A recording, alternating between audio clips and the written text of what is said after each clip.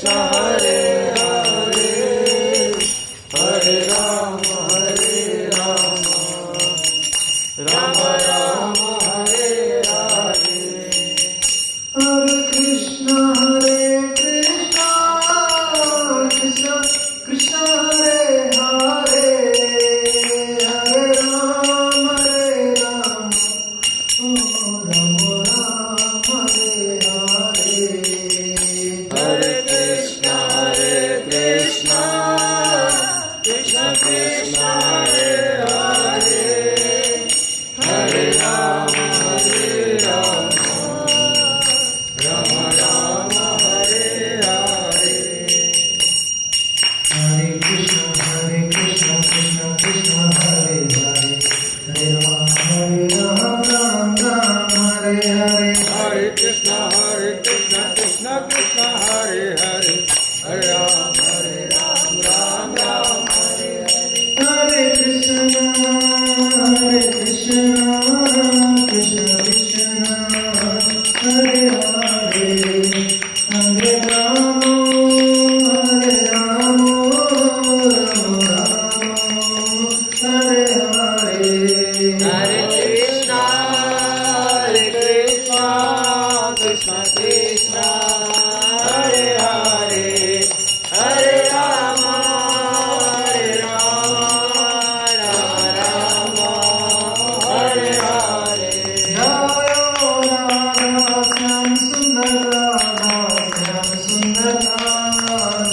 जय राधा श्याम सुंदर राधा श्याम सुंदर राधे जय सीता राम लक्ष्मण हनुमान सीता राम लक्ष्मण हनुमान जय सीता राम लक्ष्मण हनुमान सीता राम लक्ष्मण हनुमान जय गौरनिताय गौरनिताय गौरनिताय जय गौरनिताय जय गौरनिताय गौरनिताय गौरनिताय जय गौरनिताय प्रभुपाद प्रभुपाद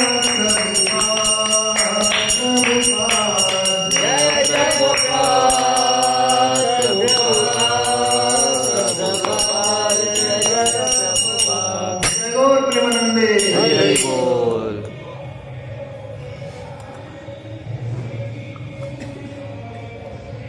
ओम ज्ञानतिरन्दस्य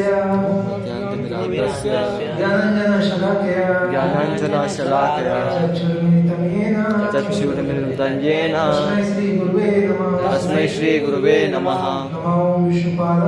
नमः ॐ विष्णुपादाय कृष्णपृष्ठाय भूतले श्रीमद् भक्तिवेदान्त स्वामिनिति नामिने नमस्ते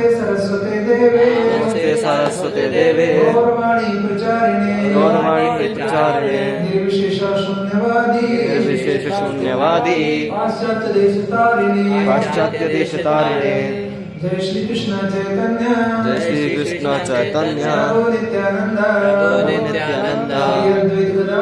श्री अद्वैत गदाधर श्रीवासादि गौर भक्तवृंद हरे कृष्ण हरे कृष्ण कृष्ण हरे हरे कृष्ण कृष्ण हरे हरे हरे राम हरे राम राम राम हरे हरे राम राम हरे हरे हरे कृष्ण। तो सभी भक्तों का बहुत बहुत स्वागत है आज की संध्याकालीन क्लास में। तो जैसा कि हम लोग डिसाइड किए थे कि हम लोग श्रीमद् भागवतम पुराण से चर्चा करेंगे। तो श्रीमद् भागवतम पुराण की बहुत ही महिमा है। हम लोगों ने महिमा के बारे में चर्चा कर चुके हैं कि इसे कहते हैं अमल पुराण। अमल मतलब क्या होता है? ठीक है, मल मीन्स क्या होता है?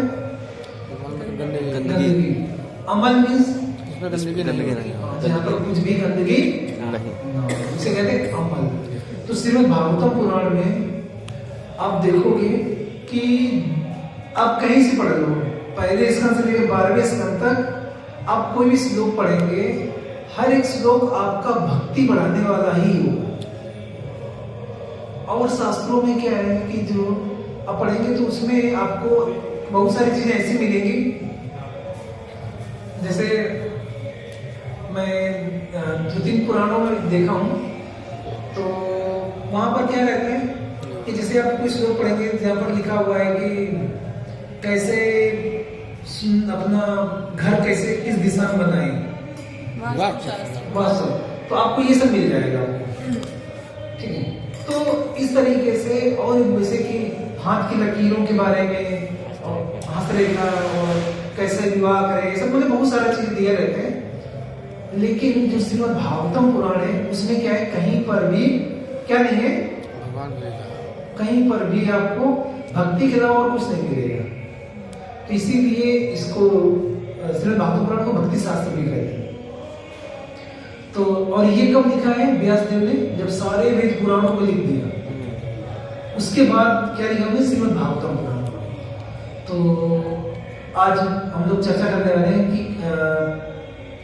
जो पहले स्कंद के अध्याय नंबर 8 श्लोक संख्या 36, जिसमें कुंती महारानी क्या करती है, प्रार्थना करती है भगवान से। ठीक है, तो कुछ इस तरीके से प्रार्थनाएं हैं कि हम लोग कैसे जन्म मृत्यु के चक्र से मुक्ति पा सकते हैं, क्योंकि जो मनुष्य का शरीर है उसी में केवल एक फैसिलिटी अवेलेबल है जिसमें हम जन्म मृत्यु के जो चक्र है उससे बच सकते हैं, मुक्त हो सकते हैं। और दूसरी जो योनियां है, पक्षी, पेड़ पौधे, जानवर, इन सब में क्या है, सिर्फ 4 ही चीजों के बारे में इंक्वायरी करता है। वो क्या 4 चीजें,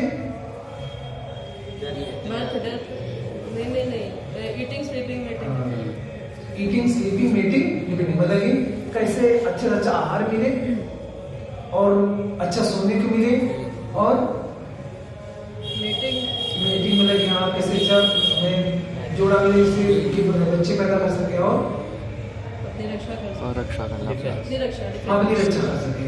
तो इसे हम देखते हैं आज के सिविलाइजेशन में, प्रभुपाद जी कहते थे आज के समय में जो भी इंसान कहते हैं प्रोग्रेस कर रहा है, प्रोग्रेस वो 4 फील्ड में ही है बस। जैसे कहते पहले लोग क्या करते थे कि कच्ची मिट्टी घर बना के रहते थे, आजकल क्या है, लोग क्या करते हैं, हाँ स्काई स्क्रैपर बिल्डिंग बना लिया है ना, मल्टी स्टोरी बिल्डिंग बना लिया, हाँ, और वहां पर करते गए वही सोना है। अरे सोने के बाद ये तुम्हें पता चलता है कि तुम जंगल के गद्दे में सो रहे हो कि जमीन में सो रहे हो। और बच्चे तभी पैदा होते, तभी बच्चे पैदा होते हैं।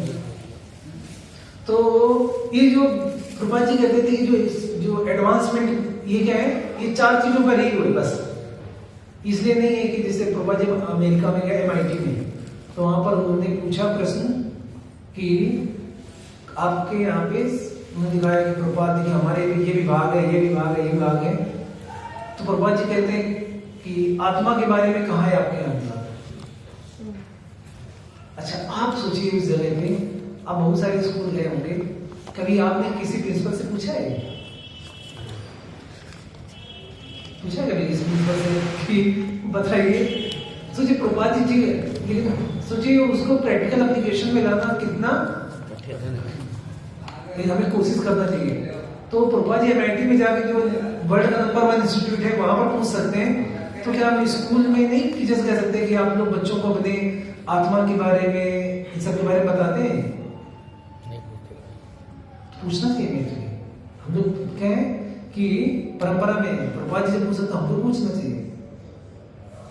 तो कैसे जन्म मृत्यु जो चक्र है वो कैसे कोई व्यक्ति मुक्त हो सकता है, तो वो हम लोग चर्चा कर रहे हैं। जो जैसे कुंती महारानी प्रार्थना करती हैं, ये पहले स्कंद के अध्याय नंबर 8 श्लोक संख्या 36।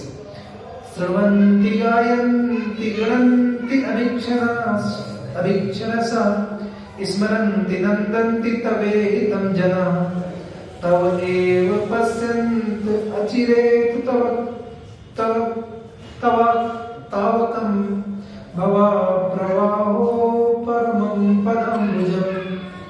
तो इस श्लोक का मतलब क्या कहते हैं कि प्रभुपाद जी इसको लिखते हैं कि ओ कृष्णा,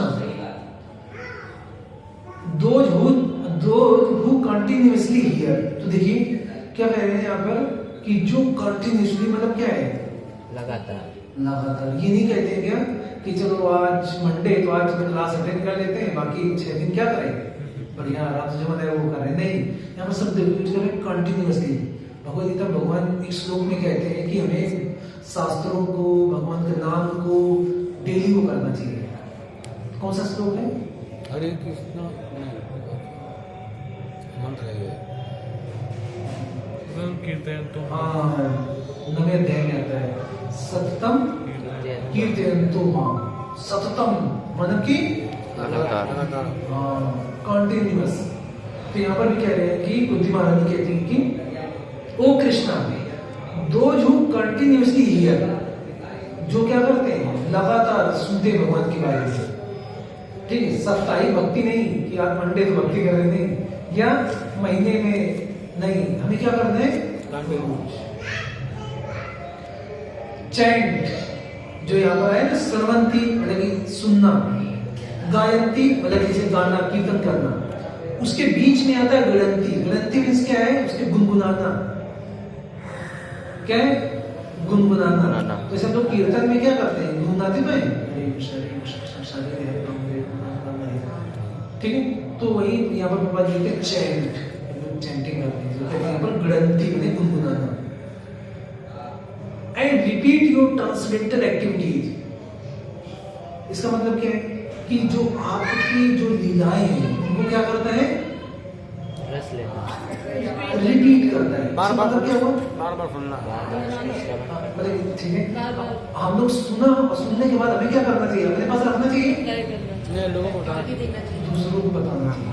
तो ये कहते हैं कि रिपीट योर ट्रांसेंडेंटल एक्टिविटीज।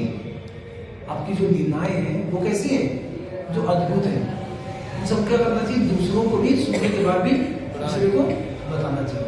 तो कोशिश करें कम से कम अपने जीवन में, सोचिए एक व्यक्ति से जरूर बताइए, किसी को भी आप, जैसे बहुत सारे लोग,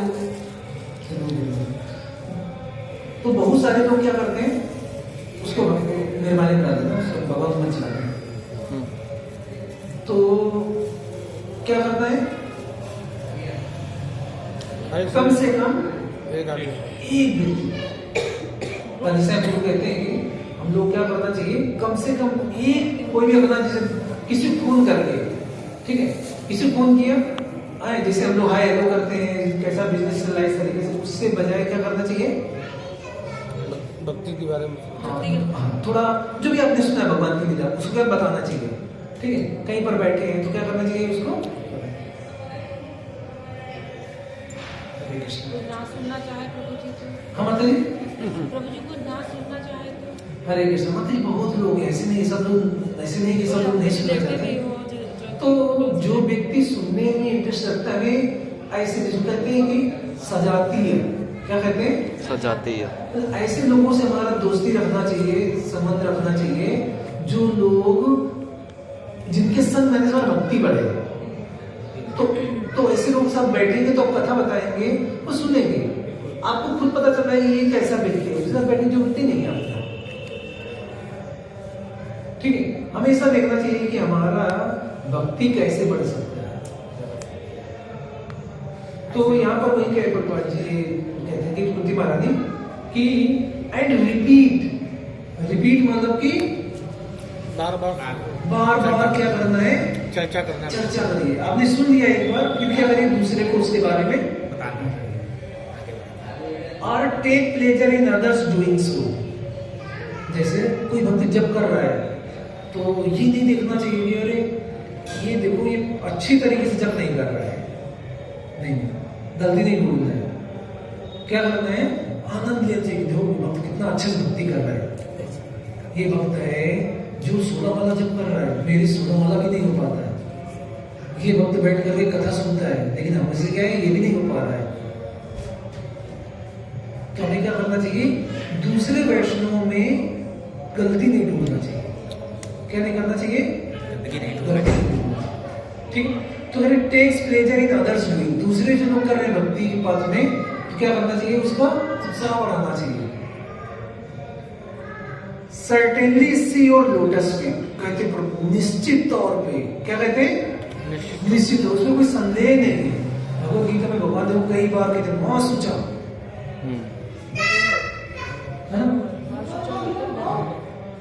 और एक और शब्द कहीं यूज करते हैं जिसमें कहते हैं कि जैसे सर्टेनिटी उसमें बिल्कुल। तो भगवत गीता में कई बार कृष्ण सर्वधर्मान् परित्यज्य हाँ, मां सही एकं है। शरणं व्रज। अहंतम सर्वपापेभ्यो मोक्षयिष्यामि। फिर बिल्कुल भी तुम संदेह मत करो। तो यहाँ पर सर्टेनली निश्चित तौर पर तुम क्या देखोगे, सी योर लोटस फीट, वो भगवान के चरण कमलों का दर्शन करना, विच एलोन कैन स्टॉप, वो अकेले सुची क्या stop the repetition of birth and death. और कोई इस तरीके से भगवान के नाम का जप कर रहा है, हरे कृष्णा कृष्णा कृष्णा हरे हरे, हरे राम राम राम हरे हरे। तो इस तरीके से भगवान की लीलाएं श्रवण करते हैं क्या होता है, तो जो जन्म मृत्यु के चक्र है उससे क्या होते हैं मुक्त। तो भगवत गीता में कहते हैं ना, भगवान क्यों धराधाम में जन्म देते हैं,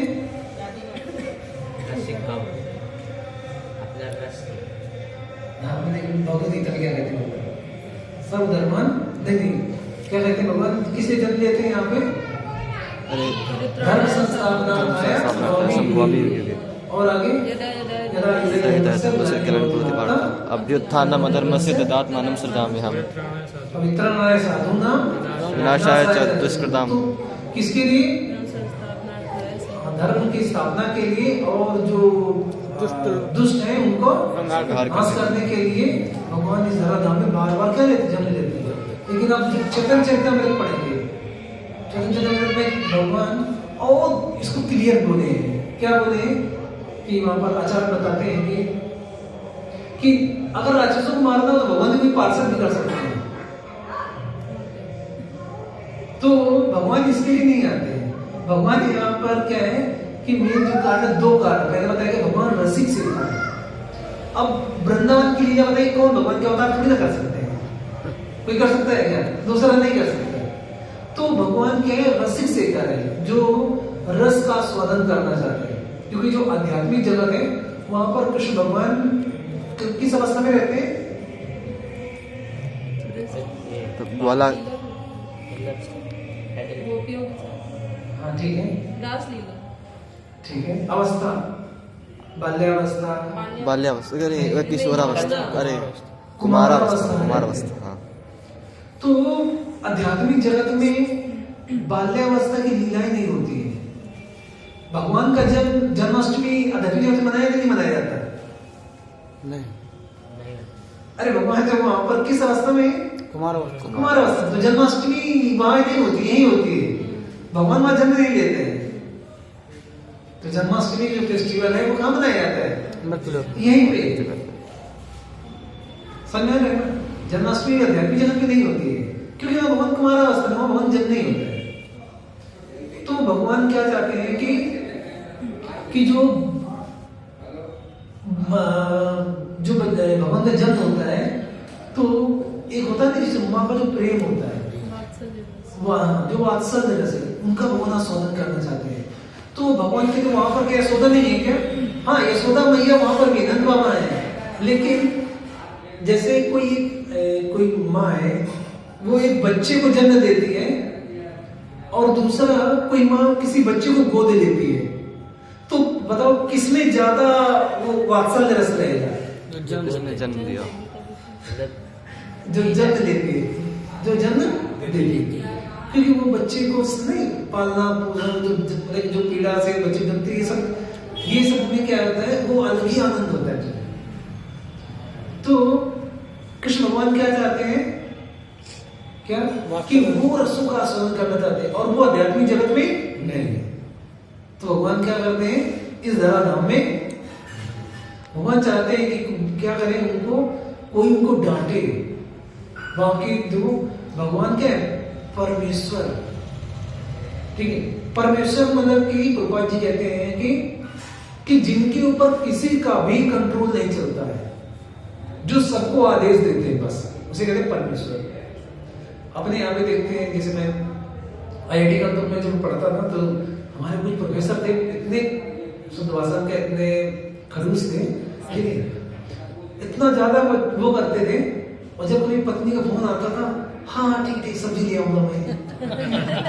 तो अब देखिए क्लास में इतना बच्चों को वैसे वो करते थे, और वहां पर देखिए जैसे पत्नी फोन आया तो बिल्कुल भीगी भीगी बन जाते थे। तो यहाँ पर हम देखते हैं कि जैसे यहाँ पर मतलब जैसे अपने यहाँ पे जैसे एक डिस्ट्रिक्ट का सबसे बड़ा अधिकारी जैसे डीएम है, लेकिन ऊपर से अधिकारी किसी मुख्यमंत्री का या किसी उसका फोन आ जाए तो क्या हो जाएगा, हाँ ठीक साहब हो जाएगा सर। तो यहाँ पर देखिए टॉप टू बॉटम चीटी से लेके ब्रह्मा तक देख लीजिए, सब कोई ना कोई किसी ना किसी का आदेश मानता है। लेकिन भगवान किसी का आदेश, भगवान सबको आदेश देते हैं। तो भगवान की भी इच्छा हुई कि मैं भी क्या करूं, किसी का आदेश मानता हाँ, कोई मुझे डांटे, मुझे मैं भी क्या करूं, कोई मुझे मेरे आदेश दे। तो भगवान इन रसों का आस्वादन करना चाहते हैं। तो भगवान फिर इसीलिए इस धराधाम में अवतरित होते हैं। भगवान अजन्मा है, भगवान अजन्मा है, लेकिन भगवान क्या है, रसों का आस्वादन करना चाहते हैं। तो जैसा कि ये श्रीमद् भागवतम पुराण में 10वें स्कंद में 8वें अध्याय के श्लोक संख्या 29 में आता है। इसमें जो गोपियां थी ब्रज में, तो वो सब लोग देखती कृष्णा इतना ज्यादा नटखट हो गया है, तो सब लोग एक बाहर रूप से दिखाने के लिए, तो बाहर रूप से दिखाने के लिए सारी गोपियां किसके पास जाती हैं, यशोदा मैया के पास, और जा करके यशोदा मैया से शिकायत करती हैं। क्या कहती हैं कि आपका जो कान्हा है वो क्या करता है, बहुत ज्यादा शरारत कर रहा है, वो क्या करता है, माखन चुराता है। तो इस तरीके से जब वो शिकायत करती है, ठीक है, तो यशोदा मैया कहती हैं कि उनसे जो गोपियां थी, ठीक है, कभी कैसे चोरी कर लेता है। तो बताती है कि ये क्या करता है कि घर पे आ करके बछड़ा खोल देता है, सदैव वत्सान, मतलब कि एक नहीं कई सारे बछड़े खोलते हैं। अब जैसे बहुत सारे बछड़े खुलेंगे तो क्या होगा, हल्ला हो जाता है, अरे बछड़ा खुल गया। और कैसे कब खोलता है, असमय, जैसे गाय धुलने समय तो ठीक है, क्या करता है, असमय बछड़े खोल देता है, और एक नहीं कई सारे बछड़े खोल देते हैं। इधर हल्ला हो जाता है तो कहते हम लोग वहां चले जाते हैं। तो ये क्या करता है, मौका मिल जाता है, और आ करके घर पे माखन चुरा देता है। तो वो कहती है कि ठीक है मान लीजिए माखन में चुराने आता है, तो तुम लोग इसको पकड़ के रंगे हाथ क्यों नहीं लाई मेरे पास। तो वो कहती है कि जब इसको हम पकड़ लेते हैं तो कहता है कि तुम लोग बहुत बड़े मतलब कि क्या हो, कंजूस हो, ठीक है, तुम्हारा बछड़ा भूख से तड़प रहा है, ठीक है, उसको मैं खोल दिया तो दूध कौन पी रहा है, तुम्हारा बछड़ा, बलवान कौन होगा, तुम्हारा बछड़ा, मेरा क्या फायदा है इससे। तो इस तरीके से क्या करता है, मतलब इस तरह से लॉजिक देता है, कारण देता है।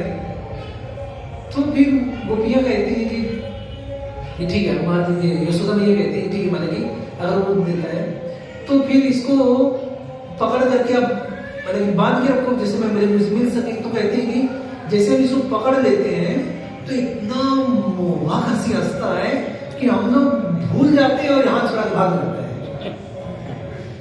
तो फिर वो कहती है कि जब ये माखन चुराने आता है, ठीक है, तो ये चुरा के खाता है ना, तो अरे कितना खाएगा, तुम लोग क्या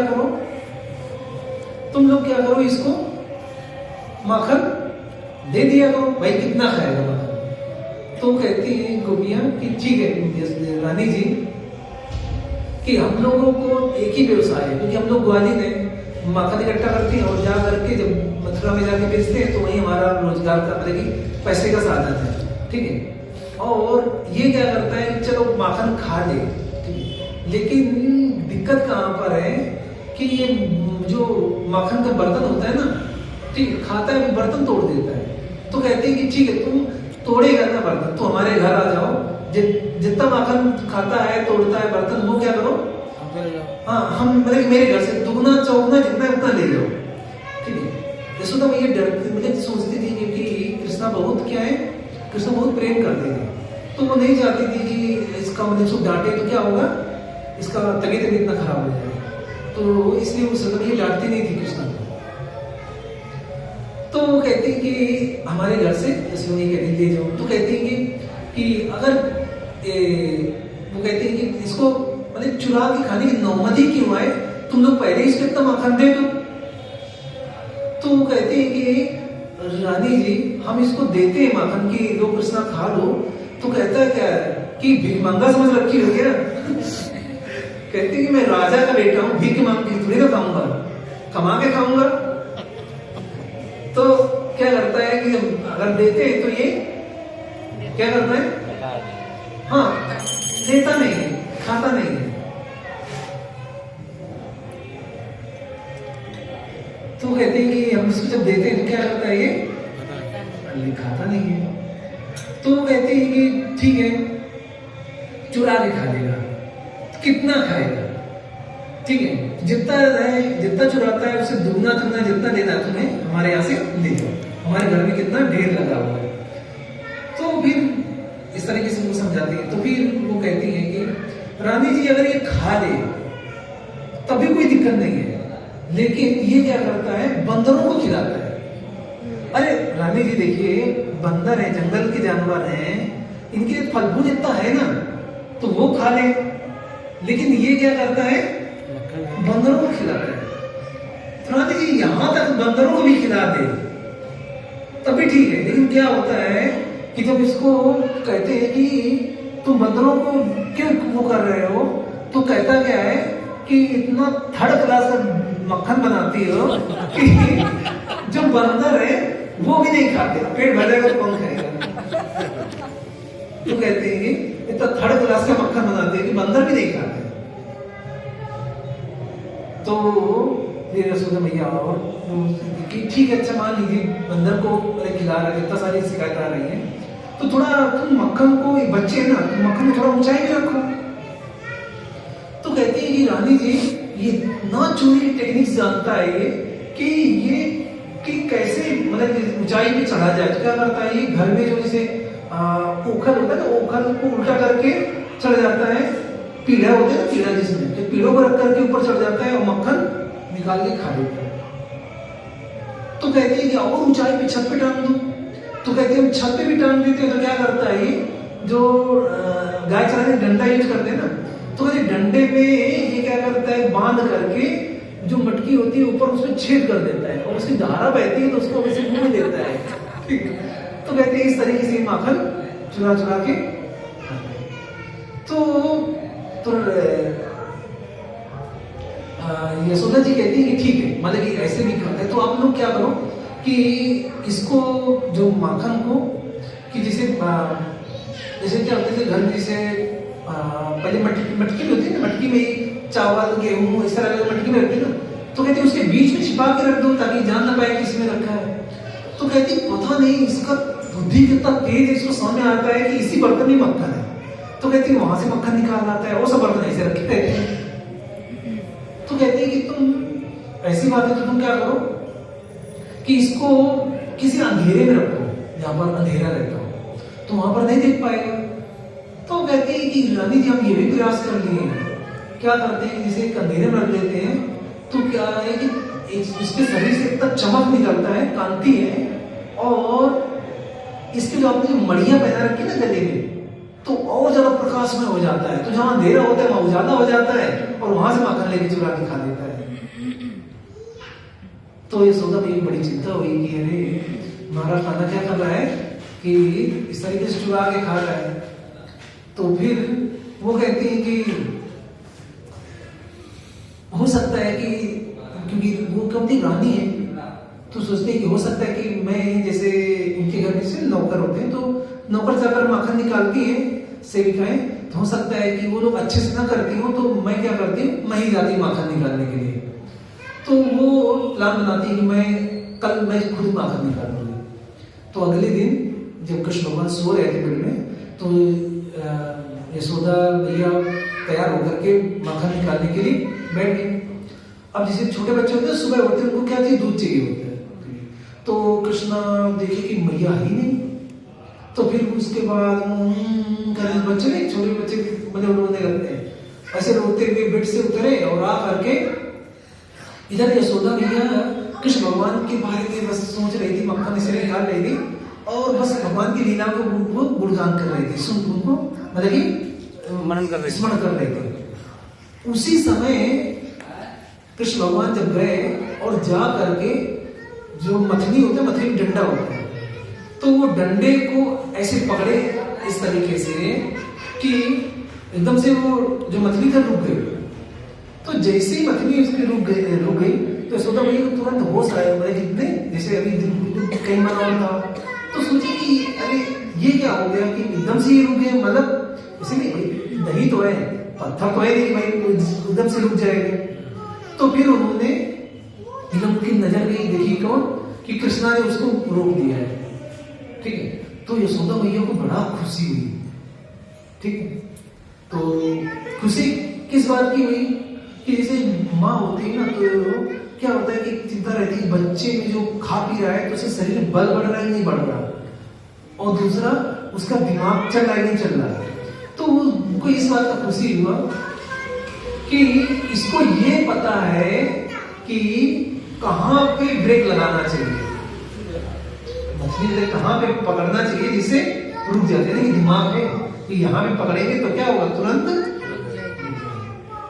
और दूसरा इसके पास इतनी शक्ति आ गई है कि इसने देखो मतलब तेजी से मतलब पकड़ा है जैसे कि दोबारा घूम ही नहीं रही। तो यशोदा मैया को बड़ा आनंद हुआ कि जो कहना है वो क्या है, उसके शरीर में ताकत आ गई और बुद्धिमान भी है। तो इस तरीके से बड़ा खुशी हुई। फिर इसके बाद उन्होंने मथनी छोड़ दिया और उसके बाद फिर वो उनको दूध पिलाने लगे। तो जब दूध पिला रही थी तो तभी जो यशोदा मैया के जो स्तन में जो दूध है वो क्योंकि आध्यात्मिक जगत का है, तो वो सोचता है क्या कि जो कृष्णा है बहुत भूखे हैं, ठीक है, और जो दूध है वो सोचता है कि मैं कृष्णा को क्या करूंगा, तृप्त कर दूंगा। तो दोनों में कंपटीशन चलता है, ठीक है। कृष्णा कहते हैं मैं दूध पीऊंगा और दूध क्या सोचता है कि मैं खत्म नहीं होऊंगा, ठीक है। तो कंपटीशन चल रहा था दोनों लोगों के बीच। इधर क्या हुआ कि जो नंद बाबा की 9 लाख गायें थी, तो 9 लाख गायों में से सबका जो उनकी मुख्य 108 गाय थी, उन 108 गायों को छांट करके उनको पद्मगंधा जो घास होती है उसका दूध जो महकता है बहुत अच्छे पद्मगंधा घास, तो उसका पिलाया उनको 108 गाय को खिलाया गया। उन 108 गाय का दूध दो करके 8 गायों को पिलाया गया। उन 8 गायों का दूध निकाल करके क्या हो रहा था, कृष्णा के लिए माखन बना रहे थे। तो जो वो दूध था जिसमें उबल रहा था, तो वो क्या समझता है, क्योंकि आध्यात्मिक जगत का दूध है ना, वो समझता है कि कृष्णा अब क्या है, यशोदा मैया का जो वो है दूध पी लेंगे तो हाँ, तो मुझे पिएंगे नहीं तो क्या है, मेरे जीवन का क्या फायदा है, इससे तक मैं क्या कर लूं, आत्महत्या कर लूं। तो वो दूध क्या करते उससे, क्योंकि वो चेतना है ना, तो वो उसके बाहर निकल करके सोचता है कि क्या करूं, तपस्या जल जल के तपस्या करने से क्या फायदा जब मेरा भगवान पानी नहीं करेंगे। तो वो उबलने जा रहा था। तो यशोदा मैया क्या होता है कि जैसे दूध उबल रहा है तो चिंता होती है ना कि भाई जैसे अब यशोदा मैया चाहती तो जा सकती थी कृष्णा को लेकर के दूध हटाने के लिए, लेकिन डर रहता है ना कि बच्चे कहीं उबल रहा है तो कहीं बच्चे पे ना आ जाए, तो इसने उन्होंने क्या किया, उसको वहीं पे रख दिया और वो चली गई दूध को वो करने के लिए। तो बच्चे होते थोड़े जिद्दी टाइप के, तो कृष्णा कहते हैं कि बताइए अपना मैं ब्रह्मांड का सुख छोड़ करके आध्यात्मिक जगत से जिनके घर आया, वो अपने थोड़े से दूध के लिए मुझको छोड़ के चली गई। तो कृष्ण भगवान गुस्सा आ गए। तो वो क्या हुआ कि जैसे एक छोटा सा जैसे वो नहीं बांटते ना मसाला सिलबट्टा, तो उससे क्या किए गुस्सा करके कि जिसमें मटकी था जिसमें मथी रही थी, तो ऊपर मारे तो आवाज आती है, ठीक है, नीचे ऐसे मारे कि ताकि वो अपना क्रोध भी दिखा ले और साथ ही साथ आवाज भी ना हो ताकि सुंदरी पता न चले। तो इस तरीके से उन्होंने मारा और वो फिर वहां पर क्या करने अब सोचते इसने कोई गलत काम कर दो, सोचता है कि यहाँ से निकल जाओ नहीं तो क्या होगा जगह मिल गया दिक्कत हो जाएगी। तो वो तुरंत क्या किए वहां से चले गए, वहां पर रुके नहीं फिर वो, और जा करके वो काम पर कि मतलब वहां से दूसरे कमरे की तरफ जाने लगे। अब सोचिए जो भगवान 3 पग में, सोचिए 2 पग में मतलब कि पूरा आकाश और नीचे पाताल सब नाप लिए, वो भगवान सोचिए जब वहां पर दही फैल गया था उसको नहीं वो कर पा रहे थे, इतना बुद्धि का नहीं गया, वो उसे छप छप करके धीरे धीरे वहां से भाग रहे। अब यशोदा मैया जब देखी आके यहाँ पर तो मतलब कि ना तो भूकंप आया ना तो सुनामी, कुछ नहीं, टूट कैसे गया। तब देखी कि कृष्णा नहीं मतलब कृष्णा ही नहीं किया होगा। तो फिर वो देखी कि अच्छा चोर महाराज के पैर यहाँ गए इधर गए हैं, तो फिर वो क्या करते हैं तो पीछे पीछे जाने और देखती कि अभी तक मैं सुनती थी क्या कि ये क्या करता है दूसरे घर में मतलब इस तरह मटकी फोड़ता है, घर का ही चालू कर दिया इसने। तो फिर वो छड़ी लेकर के जाती है। उधर कृष्णा क्या करते हैं जाकर के कमरे में जैसे मक्खन था तो वो गुस्से में बासी माखन खा रहे थे, बीमार हो जाऊंगा तो तुम्हें इलाज कराना पड़ेगा, इस तरीके से बासी माखन खा रहे थे और बंदरों को खिला रहे थे। तो जब इस तरीके से तो इधर यशोदा मैया जैसे पहुंची तो जहाँ यशोदा मैया को देखा तो वो क्या हुआ, अब सोचे अब तुम क्या करे यशोदा मैया, अभी तक मुझे जब भी कभी भी कोई डांटता था तो क्या होता था कि यशोदा मैया मुझे बचाती थी, आज तो जो अपने ही नहीं अपने हुए तो अब तो बड़ी दिक्कत हो जाएगी। ठीक है, तो जो अपने कौन थे यशोदा मैया बचाती थी वो क्या कर रही है वही डांटने वाली है, तो वहां से भागना शुरू किया। और इधर भागते भागते जब काफी जो यशोदा मैया थक गई तो उस समय फिर कृष्ण भगवान सोचते हैं कि क्या करें इनको, हम क्या करें। तो जब भाग रहे थे तो यशोदा मैया के जो गजरा होता है इसे लगाते हैं, तो जो फूल थे मालती के फूल वो सोचते हैं कि यशोदा बताइए कि यशोदा मैया क्या इतना परिश्रम कर रही हैं और हम उनके सिर में भार बने हुए हैं, तो वो फूल टूट के नीचे गिर जाते हैं। और जो कुंडल थे कहते हैं कुंडल बड़ा अपने आप को सौभाग्यशाली समझते हैं क्या कि जिन कानों से यशोदा मैया भगवान का नाम रूप गुण लीला सुनती है हम उनके कानों में है, तो कान जो कुंडल है वो खुशी के मारे झूम रहे हैं। ठीक है, इस तरीके से क्या वहां चेतन है। फिर इस कृष्ण भगवान फिर वो लीला होता है कि भगवान क्या करते हैं उनको यशोदा मैया के प्रेम में फिर बंध जाते हैं। तो वहां पर आता है कि बड़े बड़े योगी मुनि विधि जिनको बात पाते उनको कौन बांध दिया यशोदा मैया। तो इसके बाद उनको बांध दिया, बांधने के बाद सब जगह हल्ला हो गया कि सारे जो सखा थे कि आज कृष्णा को बांधा गया। हाँ, कैसे बांधा गया पशु की तरह। ठीक है, रस्सी से उन्होंने बांध दिया, तो कृष्णा को रो रहे थे। हाँ, तो फिर इसके बाद खबर पहुंचाने के जो सखा थे वो बताए बलराम से, बलराम तुम्हारा भाई बांधा गया है। तो बलराम गुस्सा आ गए, वहां पर थे बलराम गुस्सा करके आए वहां पे, कहते कौन बांधा है कौन बांधा है। आ करके घर के बाहर कुत्ते ढूंढने, तो यशोदा मैया अंदर से बाहर आई, कहते हैं कि क्यों क्या दिक्कत है, मैंने बांधा है। तो बलराम जी कहते हैं पता है तुम्हें ये कौन है, ये राम है जिन्होंने रावण का वध किया था, यही नरसिंह है जिन्होंने हिरण्यकश्यप को वध किया था, यही वामन देव है जिन्होंने 3 पग में धरती नाप लिया था। तो इस तरीके से भगवान की लीला को मैंने बताते हैं अवतार के बारे में। ठीक है, बलराम जी तो यशोदा मैया कहती है कि अच्छा ठीक है वो राम था, नरसिंह था, वामन देव बना, तुम कौन हो। तो बलराम जी कहते हैं कि मैं अनंत शेष जिनके 1000 मुख है और मैं अगर एक पुरस्कार बोलो तीनों ब्रह्मांड जल कर राख हो जाते हैं, अभी बोलो नहीं तुरंत अभी मैं पूरा वृंदावन जला के राख कर दूंगा। यशोदा मैया छड़ी उठाती कहती नालायक सारे अवतार क्या मेरा ही घर मिला था जन्म लेने के लिए, और किसी का घर नहीं है जहाँ पर जन्म ले सके थे, और उनको दौड़ा लेती है और वहां से बलराम जी भाग जाते हैं। इधर कृष्णा मार रोए पड़े। अब जो यशोदा मैया को काजल लगाती ना, तो वो काजल क्या है, पूरा चेहरे में पूरा फैल गया और भगवान सुंदर लगने लगे। तो कुछ समय के बाद बलराम जी वापस आए। तो बलराम जी कहते हैं कि मैंने तुम्हें कितनी बार मना किया चोरी मत करो, लेकिन तुम लोग ही मानते ही नहीं। कितनी बार तुम्हें डांटा कि चोरी मत करो, अब लो सोने ने बांध दिया। कहते हैं कि अगर और कोई बांधता तो मैं खोल देता, लेकिन मैया बांधी तो मैं भी क्या करूं, मैं इस तरीके से उनको शांत कर देते हैं। तो देखते हैं कि भगवान क्या करते हैं, इस तरीके से लीलाएं करते हैं। तो भगवान की जो धराधाम में अवतार लेने के जो दो कारण रहेगा, रसिक से है।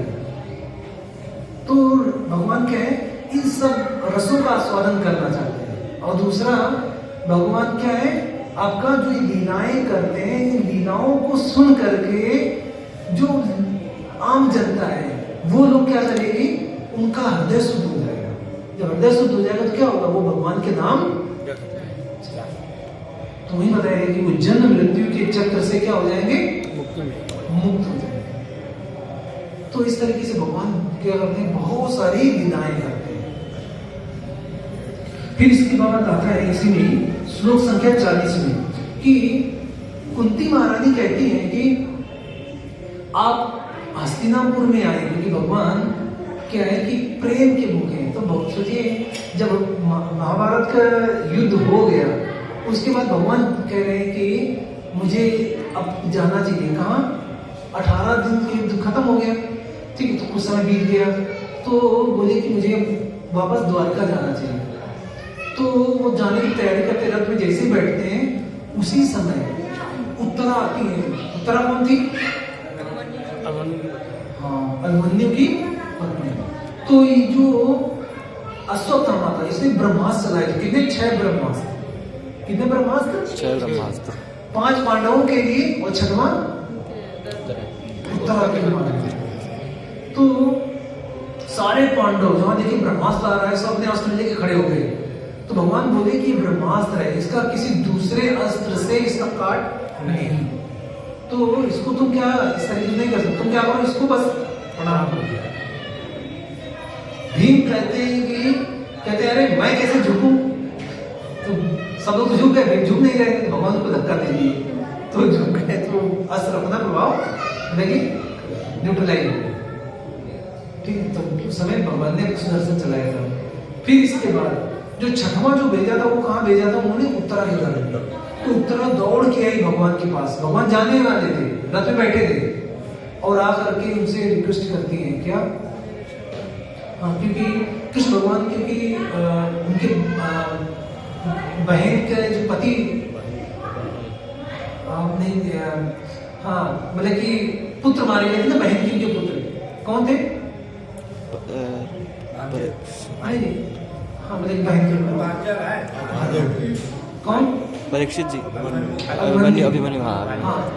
तो उनके जो भांजे मारे थे, तो भगवान होता है ना कि किसी परिवार के प्रति सांत्वना के लिए भगवान इसलिए रुके थे। फिर यहाँ पर देखे कि उसके पर भी आ गई, तो फिर भगवान ने देखिए, एक तो उनके हृदय में भी है, किसके, उत्तरा के भगवान हृदय में, भगवान वहां चाहते थे उनकी रक्षा कर सकते थे। और जो परीक्षित महाराज के गर्भ में है, उनके अंदर भी भगवान है, वहां से भी रक्षा करते हैं, लेकिन नहीं, भगवान खुद चल के गए अंदर और अपने साथ 2 अस्त्रों को लेके गए। कौन, एक गदा और सुदर्शन। तो ऐसा बताया जाता है कि क्यों भगवान 2 अस्त्र लेके गए।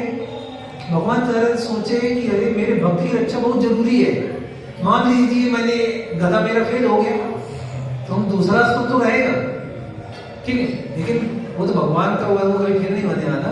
लेकिन भगवान अपने भक्त का प्रेम दिखाते हैं, तो इस तरह की लोगों की रक्षा करते हैं। तो वो कहती है कि रुकने के लिए, तो भगवान रुक जाते हैं। फिर कुछ समय के बाद भगवान फिर जाने का प्लान बनाते हैं। तब कुंती महारानी फिर उनसे रिक्वेस्ट करती हैं कि कहती हैं कि पहले केवल हमारे दुश्मन कौन थे, परिवार के लोग, कौन, कौरव लोग, आप देखोगे संसार में सच्चाई ये है कि सबसे ज्यादा दुख अपने ही लोगों से मिलता है। आप देखिए सबसे ज्यादा दुख किससे मिलता है? अपने ही लोगों से। बाहर के लोगों से बहुत कम मिलता है। कभी किसी से हमारा झगड़ा हो गया आपकी, बाकी सब दुख घर वालों से। तो वो कहते हैं कि जो हमारे परिवार के जो लोग हैं, पहले इससे अभी क्या है, घर वाले तो है ही, जितने भी राजा लोग मारे गए वो सब लोग दुश्मन हो गए। तो कहती है आप यहीं पे रुकने के लिए, कहते हैं कुछ दिन और रुक जाओ। तो कृष्ण भगवान फिर रुक जाते हैं। फिर इसके बाद भगवान फिर प्लान बनाते हैं जाने के लिए। तो उस समय फिर कौन आते हैं उनसे रिक्वेस्ट करने के लिए? युधिष्ठिर महाराज। देखिए भगवान का प्रेम सोचिए कि भगवान, देखिए अब सोचिए भगवान का परिवार कितना बड़ा था। भगवान के कितने पुत्र थे? ठीक है, कितनी रानियां थी? 16,108। और हर रानी से कितने पुत्र थे? 10। और कितनी पुत्रियां थी? एक 10 पुत्र 1 पुत्री हर एक रानी से। और उनके नाती पोते सब थे, सोचिए तो कितना बड़ा परिवार था। तो लेकिन भगवान क्या है कि देखिए अपने भक्त के प्रेम से फिर रुक गए। सोचिए यहाँ किसी के परिवार में 2-3 बच्चे होते हैं तो सोचता है कहीं भी शादी दिन, देखो आजकल शादी में क्या होता है, तुरंत भागते हैं सब लोग। तो भगवान क्या है कि वहां पर देखिए बताया जाता है कि 5 महीना भगवान रुके थे युद्ध के बाद। तो आते हैं युधिष्ठिर महाराज उनसे रिक्वेस्ट करने के, भगवान फिर रुक जाते हैं। फिर इसके बाद में फिर भगवान कहते हैं कि देखो कि हम भी विरासत वाले आदमी हैं, हमारा ही परिवार बहुत बड़ा है और हमें चलना चाहिए। तुम लोग तो क्या छोटा एक पत्नी है, हमारे जितनी पत्नी है आज्ञा दीजिए। तो फिर कुंती महाराज इस तरह कहते हैं। कुंती महाराज ने, क्योंकि एक स्त्री दूसरे स्त्री को मतलब इतने दर्द को समझ जाती है, तो फिर कुंती महाराज इस तरह कहते हैं। तो कहते हैं ठीक है, अच्छा फिर जाने की विदा करते हैं। तो जब भगवान जा रहे होते हैं उस समय भी भगवान युधिष्ठिर महाराज ये सोचते हैं कि क्योंकि इतने लोगों को दुश्मनी है, तो कहते हैं कि कृष्ण भगवान दूसरा तक कोई अटैक ना कर दे। तो उनके साथ कितने, एक अछौड़ी सेना भेजते हैं। कितनी? एक अछौड़ी सेना। एक अछौड़ी सेना में बताया जाता है कि कितने वो रहते हैं, एग्जैक्ट काउंट, हाँ 21,870 क्या होते हैं, रथ होते हैं एक अछौड़ी सेना। ठीक, 21,870 रथ, 21,870 हाथी। ठीक है, और 1,09,650 पैदल सैनिक होते हैं। और 65,600 ठीक, जो घुड़सवार इस तरीके के वो लोग रहते हैं एक अछौड़ी सेना। तो इस तरीके से आप देखते कि महाभारत के युद्ध में कितने 18 अछौड़ी सेना, 11 थी कौरवों की, 7 थी पांडवों। ऐसे बताया था 18 दिन के युद्ध चला था। उसमें ऐसे लगभग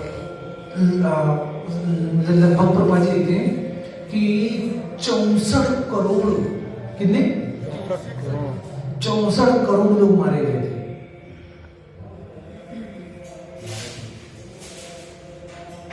आज जनसंख्या कितनी? 130-125 करोड़ ऐसे। सोचिए, तो आधी जनसंख्या सोचिए आज के समय जैसा आधा भारत खत्म हो गया।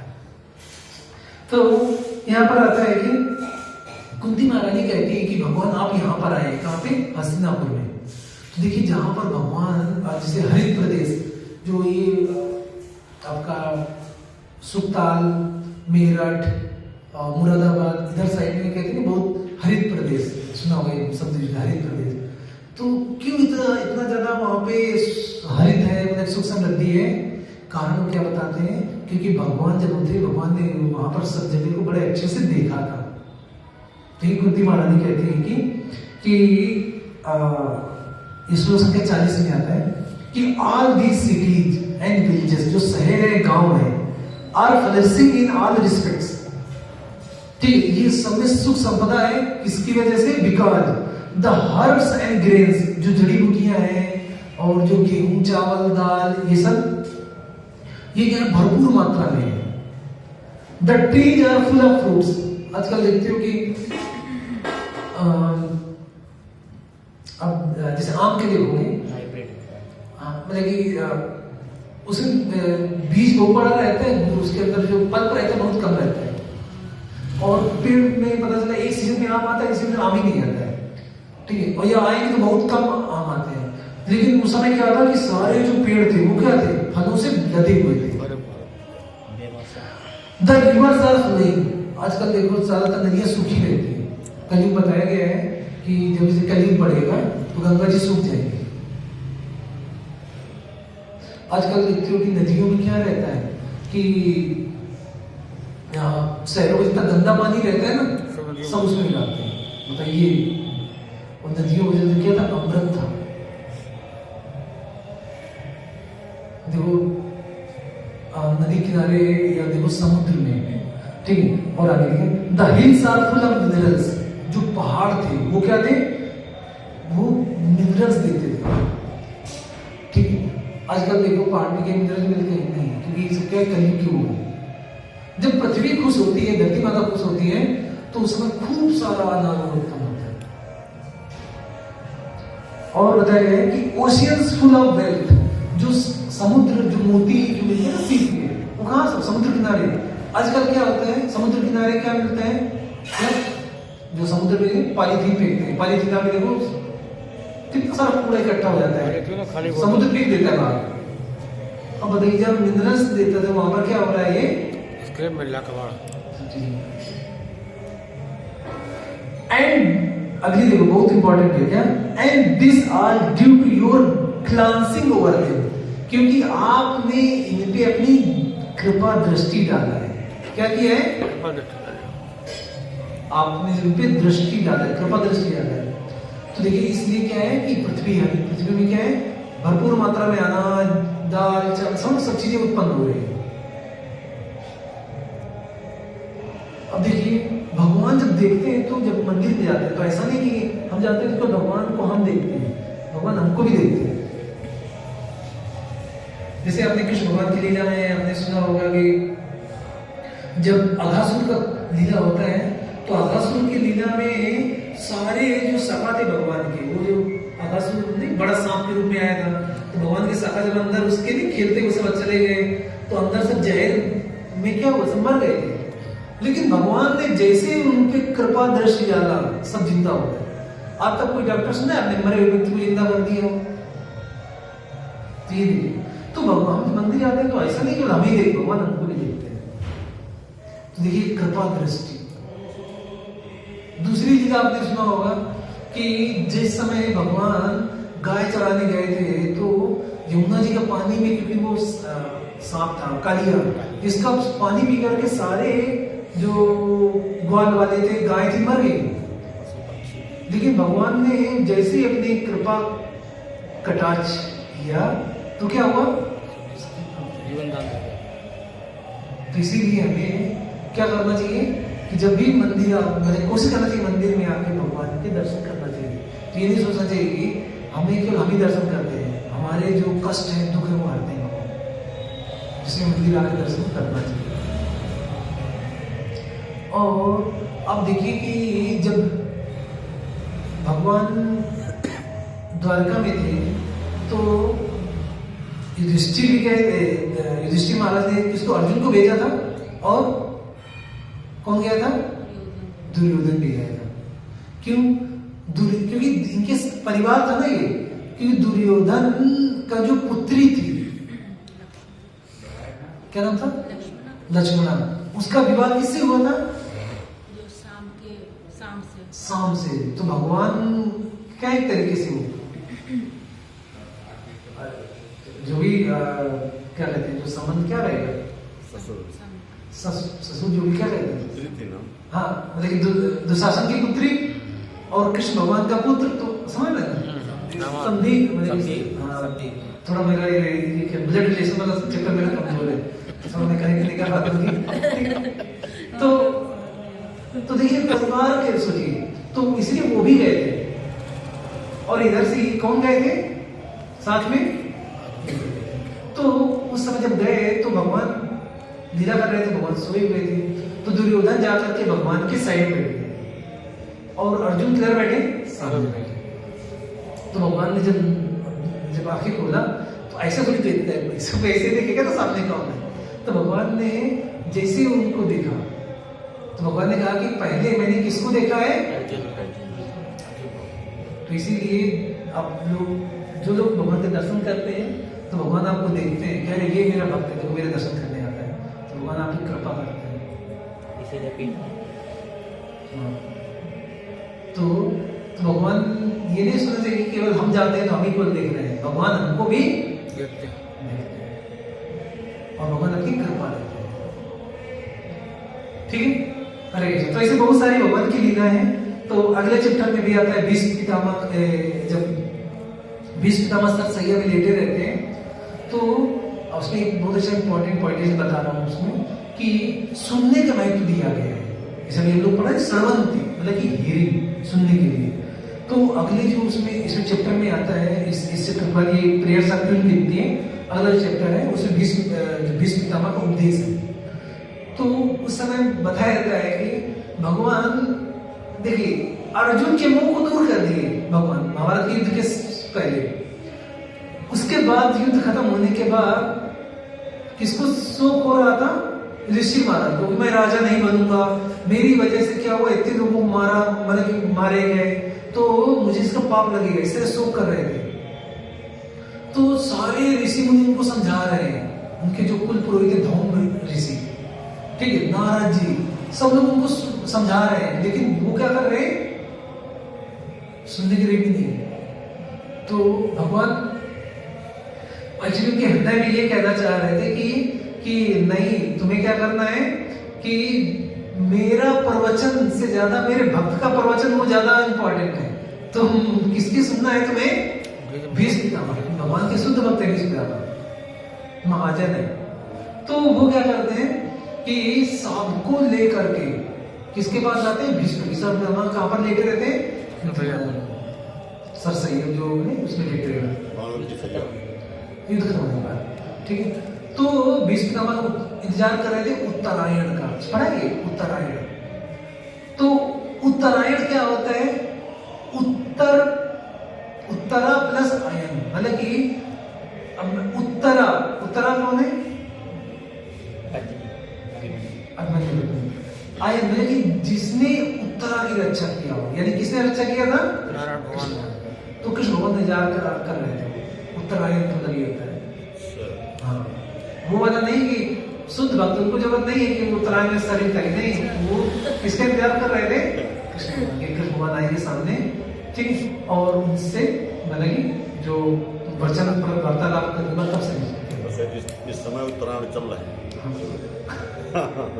तो इस तरीके से उन्होंने वहां पर जाते हैं। तो वहां पर वर्णन आता है कि देखिए कि अब जब भी वर्णन आता है कि जैसे कोई भागवत कोई कथा सुनाता है तो उस समय जैसे आप सुनेंगे जिसमें सुखदेव गोस्वामी सुना रहे थे, तो सुखदेव गोस्वामी का सुखताल में उस समय सोचिए जो व्यास देव ने लिखा है वो तक सुन रहे थे बैठ करके कथा।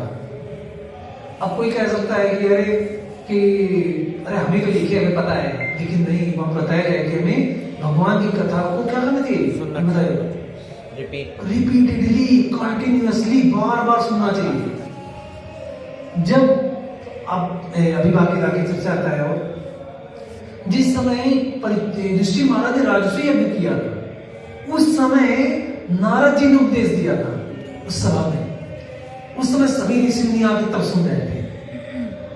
प्रवचन करता कोई भी हो, लेकिन क्या करना चाहिए? हमें सुनना चाहिए। यहां पर भी वर्णन आता है अगले चैप्टर में कि देखिए पर्वतो मतलब कि पर्वत मुनि है जो नारद जी के साथ रहते हैं। नारद जी, धौमो मतलब कि जिनके कुल जो पुरोहित थे, धौम ऋषि, ठीक है। पुरोहित मतलब पूरा हित, मतलब कि जो अपने यजमान का हमेशा हित करने की सोचता है, उसे कहते हैं पुरोहित। ठीक है, भगवान बादरायण, ठीक है, कौन बादरायण मतलब कि व्यास देव, ठीक है, और भारद्वाज ऋषि अयोध्या यहाँ से प्रयागराज में भारद्वाज की ओर, तो भारद्वाज सशिष्यो रेणुका सुता। ये सब लोग अकेले नहीं गए, क्या गए? सशिष्य, अपने शिष्यों के साथ। रेणुका सुता, और रेणुका सुत कौन? रेणुका सुत, ये कौन? रेणुका किसकी माँ का नाम था? परशुराम। पिता का नाम जमदग्नि, माता का नाम रेणुका। रेणुका। तो बताया रेणुका सुता परशुराम। सोचिए ये इनके गुरु थे, कौन? व्यासदेव। भीष्म पितामह के। ये बता मैं तो जब महाभारत का मैं उस डिटेल में जा रहा हूँ कि जब इन्होंने अपने भाइयों की शादी के लिए काशी के राजा की जो 3 पुत्रियां थी, अंबा, अंबिका, अंबालिका, तीनों का अपहरण करके ले जा रहे थे, तो रास्ते में अंबा ने कहा था कि मैं किसी और से प्रेम करती हूँ, तो आप मुझे जाने दो। तो इन्होंने उनको जाने दिया। अब इधर जो अंबिका और अंबालिका को लेके तो गए, ठीक है। अंबा जब अपने जिससे प्रेम करती थी, वो राजा शल्य देश के राजा थे, तो उन्होंने मना कर दिया, कहते तुम्हारा अपहरण किसी और ने किया है, तो मैं तुमसे विवाह नहीं करूंगा। तो अंबा क्या करती है कि कहती है कि इनके पास जाती है वापस, किसके पास? भीष्म पितामह। भीष्म पितामह से कहती है कि आप मेरे से शादी करो, आप मेरा अपहरण करके लाए। तो कहते हैं मैं ब्रह्मचारी, मैंने व्रत लिया, मैं शादी नहीं करूंगा। तब वो कहती है कि ठीक है, तो पहले बहुत रिक्वेस्ट करती, जब नहीं तो फिर कहते नहीं कि मतलब कि मुख बिंदु, मतलब कि भाई या कोई भी शिष्य है अपने गुरु की बात टालेंगे नहीं। तो फिर क्या हुआ, इन्होंने सोचा कि इनके गुरु के पास जाते हैं। किसके पास? गुरु कौन थे? परशुराम। परशुराम के पास जाते हैं, जा करके उनसे रिक्वेस्ट करते हैं। तो परशुराम कहते हैं चले शादी करो। तो शास्त्रों में बताया गया है कि कोई भी मतलब कि भक्ति में मतलब क्या है कि अपने गुरु का वो मानना, लेकिन यहाँ पर शास्त्रों में बताया जाता है कि अगर कोई शिष्य नहीं शादी करना चाहता तो गुरु की इस आज्ञा का वो मना कर सकता है, तो उसको कोई पाप नहीं लगता, मतलब वो नहीं लगता है, उसका मना कर सकता है। केवल इसी शादी की एक और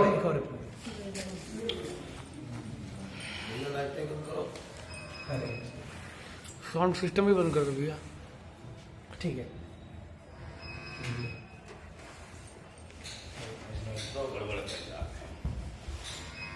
सारी बच्चों सारी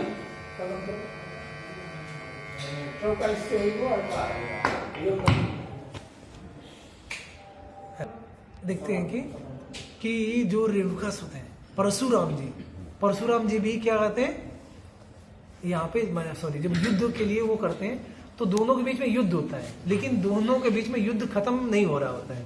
तो उनके बीच में आते हैं नारद जी आके समझाते हैं, तब बीच में आकर के मामला रफा दफा करते हैं। तो फिर इस तरीके से होता है। तो यहाँ पर जब जो ये है कौन, परशुराम जी अपने सारे शिष्यों को, जो लोग बुराई करते थे, किसकी? भीष्म पितामह की, कहते हैं अरे कैसा तुम्हारा नालायक शिष्य है जो तुम्हारा कहना नहीं माना, ठीक है, तो इस तरह बुराई करते थे। तो उनको भी लेके आए, कहते हैं कि चलो देखो चले कि जो मेरा शिष्य है कितना विद्वान है। तो शास्त्रों में हमें शिक्षा मिलती, देखिए कि हो सकता है कि किसी से आपका वो मतलब थोड़ा सा खटपट हो, लेकिन अगर कहीं पे भागवत कथा की चर्चक बात आती है, मान लीजिए आप किसी से आपकी लड़ाई है, मान लीजिए पड़ोसी घर में भी है लड़ाई है, अगर कथा हो रही है तो हमें तब भी जाके सुनना चाहिए, ठीक है। तो अभी देखो जैसे कल रमेश प्रभु आए थे, ठीक है ना, तो मतलब मैंने इसलिए सबसे कहा गया कि आप सब लोग ज़्यादा से ज़्यादा से सुनिए, ज़्यादा क्या करना है शास्त्रों का एक्चुअली ये, नहीं तो क्या फ़ायदा रहा, मतलब कि शास्त्रों को पढ़ लिया उसका एप्लीकेशन पता ही नहीं। शास्त्र कहते हैं भाई ज़्यादा से ज़्यादा क्या करना चाहिए, जब भी मौका मिले सुनना। तो बनारस मतलब कि लखीमपुर में जब भी कभी कोई भक्त आते हैं, कहीं से भी आते हैं, तो आप जरूर मौका मिले समय निकाल करके जरूर जाना चाहिए, सुनना चाहिए।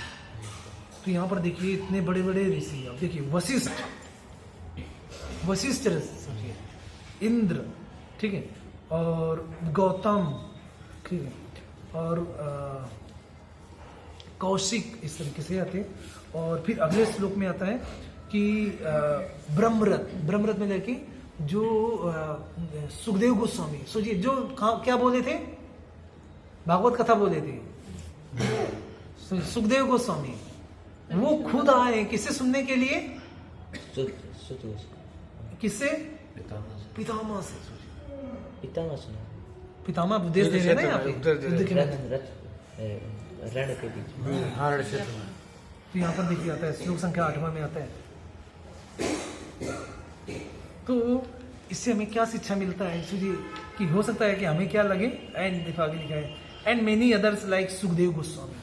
सुखदेव गोस्वामी सोचिए वो खुद आए यहाँ पे, जब अभी नैमिषारण्य में यहाँ पर जब यहाँ पर कथा हुआ तो कितने ऋषि इकट्ठा हुए थे, 88,000।